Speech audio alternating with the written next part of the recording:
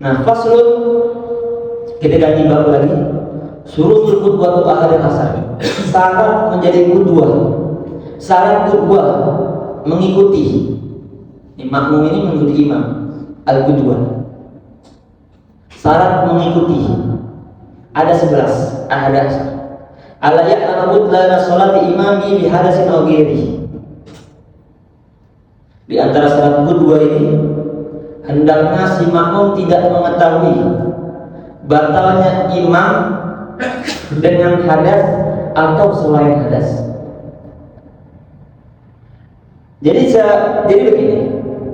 Jadi kalau kita sholat, kita tahu kalau imam tersebut batal, kemudian kita tetap sholat berjamaah sama dia, maka tidak sah sholat kita.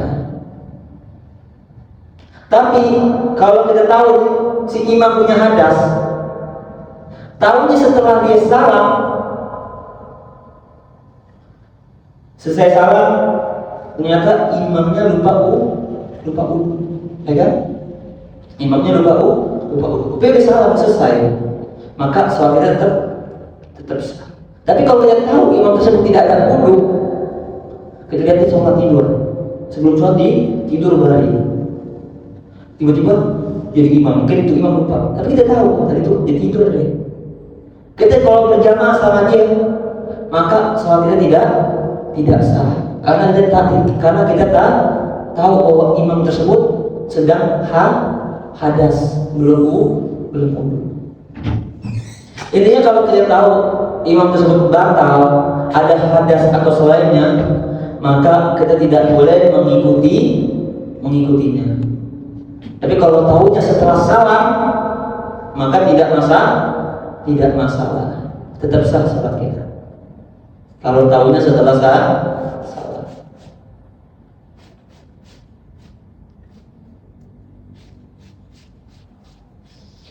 Atau imam tersebut al-ghairi itu seperti kafir.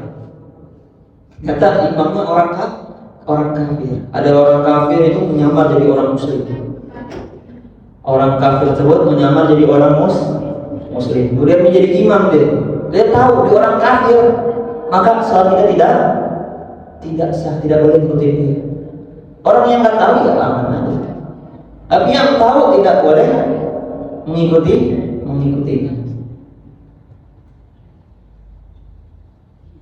Ala ya'lamu la salati imami bi hadas aw ghairihi. Nah, jadi ini dengan pendapat ini banyak muncul pertanyaan jadi. Mengetahui batal sholat imam dengan hadas. Jadi bagaimana jika seorang makmum sedangkan imamnya adalah seorang makmum yang mazhab Syafi'i, sedangkan imamnya mazhab lain seperti Hanafi? Apa hukum sholatnya?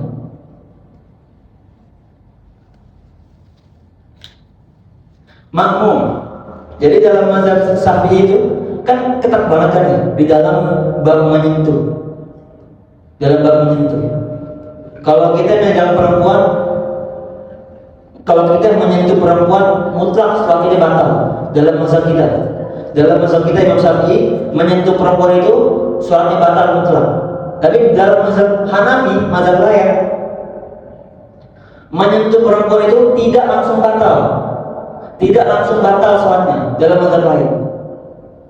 Bagaimana jika kita bermakmum dengan orang yang mazhab Hanafi, sedangkan dalam hukum kita menyentuh perempuan itu batal, sedangkan dia tidak otomatis batal? Bagaimana sholat kita dengan bermakmum dengan mazhab lain? Jadi kata para ulama itu, kalau kita tidak mengetahui, tidak melihat seorang Hanafi ini melakukan yang membuat dalam mazhab kita batal, mazhab kita kagak, kita tidak lihat dia itu perempuan atau apapun itu, maka kita berhusnuzon, tetap sah sholat kita. Tapi bagaimana jika kita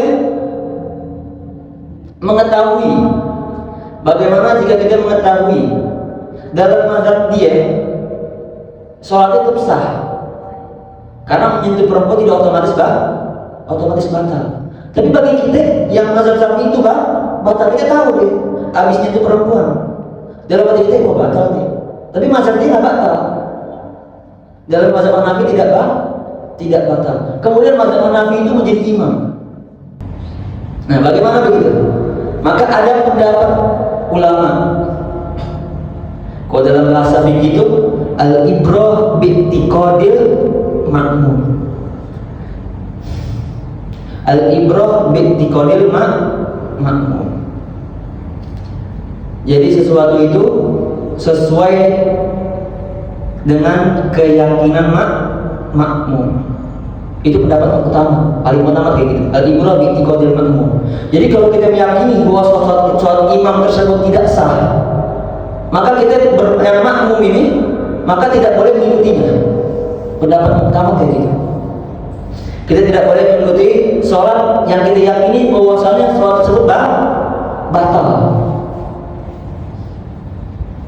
Karena banyak mazhab Hanafi kan. Seperti di Turki banyak mazhab Hanafi.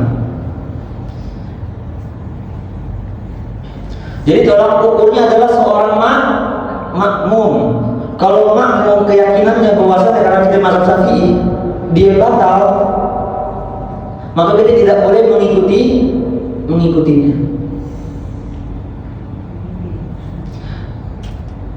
Tapi ada pendapat yang kedua. Sama-sama kuat dalam mazhab Imam Syafi'i. Al-ibrah bi'tiqadil imam. Al-ibrah bi'tiqadil imam.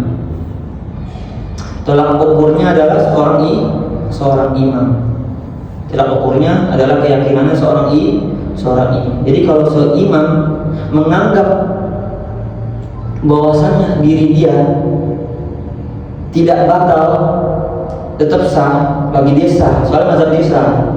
Dalam mazhab dia Imam Hanafi itu tidak membatalkan. Maka kita manut mengikuti imam.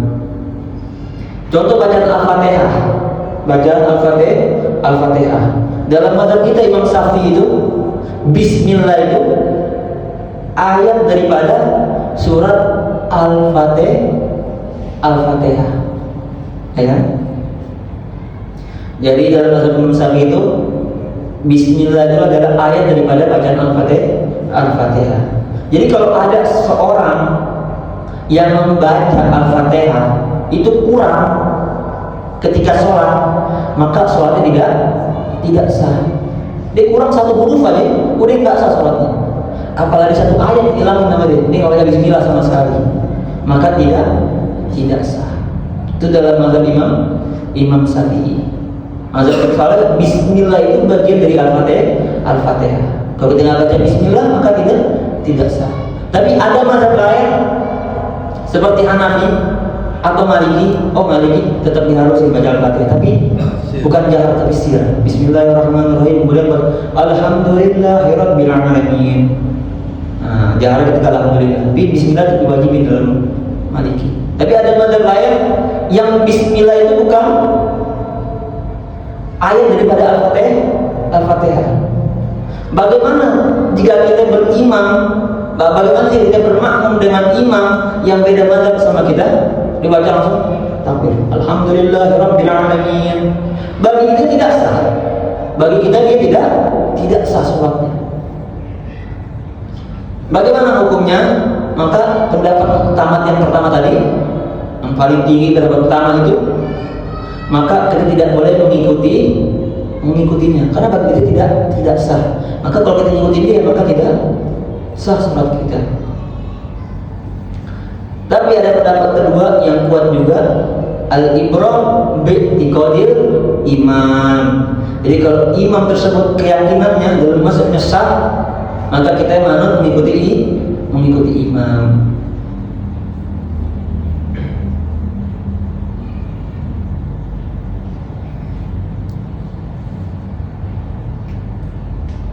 Begitu. Jadi dalam sholat berjamaah, soalnya nanti kita bakal menemukan banyak mazhab. Mereka semua benar. Mereka punya dalil masing-masing. Hanafi, Imam Malik, Imam Ahmad bin Hanbal. Kita menghadapi Syafi'i.